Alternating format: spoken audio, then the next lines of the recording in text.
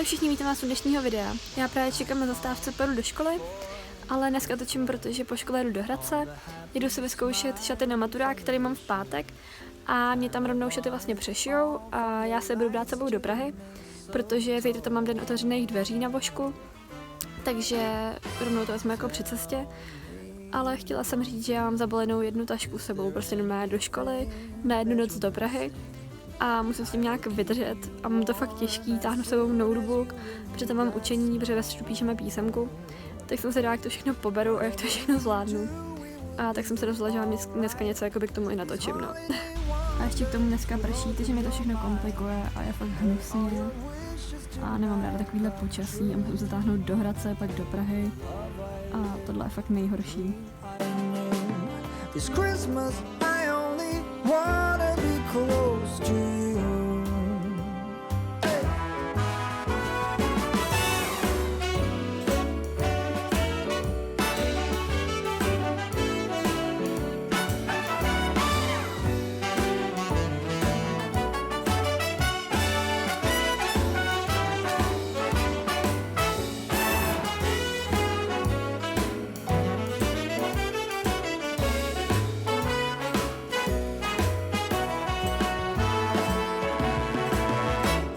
Whatever we do, we will be alright.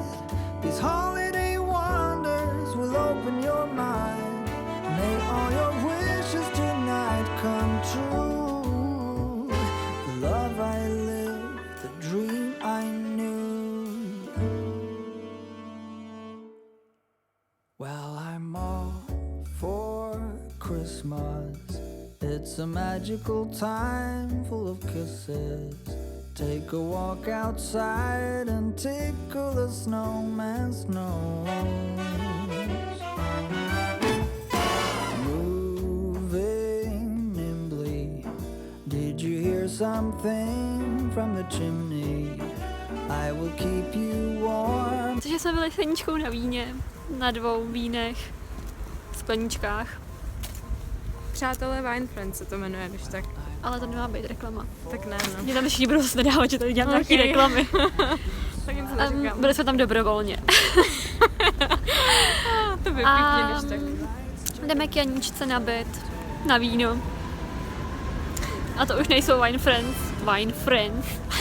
Ne, přátelé Wine Friends Praha. To jsme jenom my dvě, jako friends. Já strašně trapí, to tam nedávej. Okay. Soon as you remove that snow,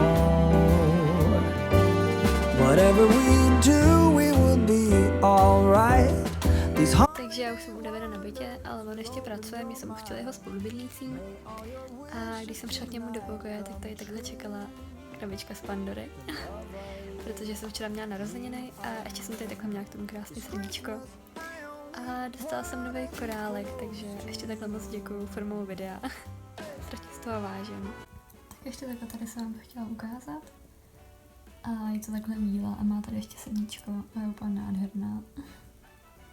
Tak už je ráno, já jsem se dneska docela přespala, spala asi do 11:30 a David už je ve škole a já se teďka se budu učit, protože toho mám hodně a zjistila jsem, že ten den otevřených dveří mám až někde od 5, což je hrozně pozdě, takže já se budu strašně dlouho dneska dostávat domů. Jinak jsem vám ještě něco chtěla ukázat. Jak jste asi viděli video, nebo pokud jste viděli video Nemám co na sebe, tak jsem mluvila o tom, jak jsem se protřídila celý šatník a jak se chci nakupovat už jenom kvalitní oblečení, který prostě vyrábí lidi v dobrých podmínkách. A tak jsem vám chtěla ukázat tady stránku. Přímo je to blog 2 slečen, jmenuje se to Minty Finty. A oni tady mají vypsaný seznam jakoby dobrých značek, to vám hodím na to link do popisku videa. A stejně pak jsem vám chtěla ukázat stránku Dej mi dárek, kde si tvořím svůj vlastní wishlist. Mám tady třeba aktuálně zatím z oblečení tenhle kabát od Zootu, přímo od jejich značky Dobro, myslím, která je samozřejmě dobrá. Pak tady mám kabelku od značky Met and Nut, který tvoří prostě eko, veganský kabelky a tak dál.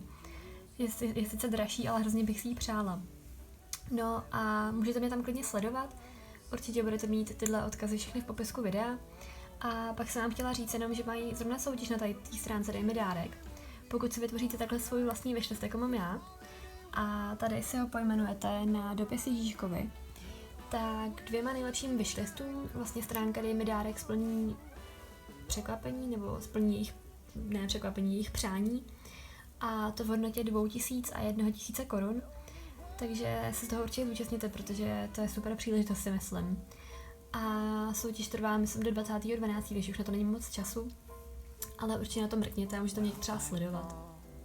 No samozřejmě celá já prostě když jsem doma nebo takhle u Davida, tak já se absolutně nedokážu soustředit a učit se, takže já teďka si pojedu někam sednout na kafe, asi pojedu do Kosty a dám si doma někde jídlo, budu se učit teda a pak pojedu na ten den otevřených dveří, takže vám zase budu dávat tak nějak v průběhu vědět. Is there anything that you're missing?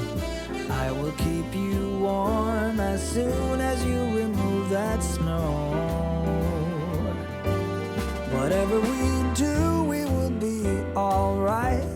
These holiday wonders will open. Tak já se doplňu na tu školu, ale ono to vypadá, že to někde úplně v nějaký díře. Takže jsem na to docela zvědavá.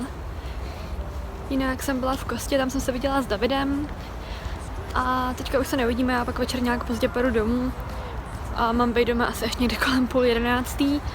A jsem zvědavá, jak to teď zvládnu ve škole, protože píšeme jeden velký test a pak sloh, takže já jsem fakt zvědavá.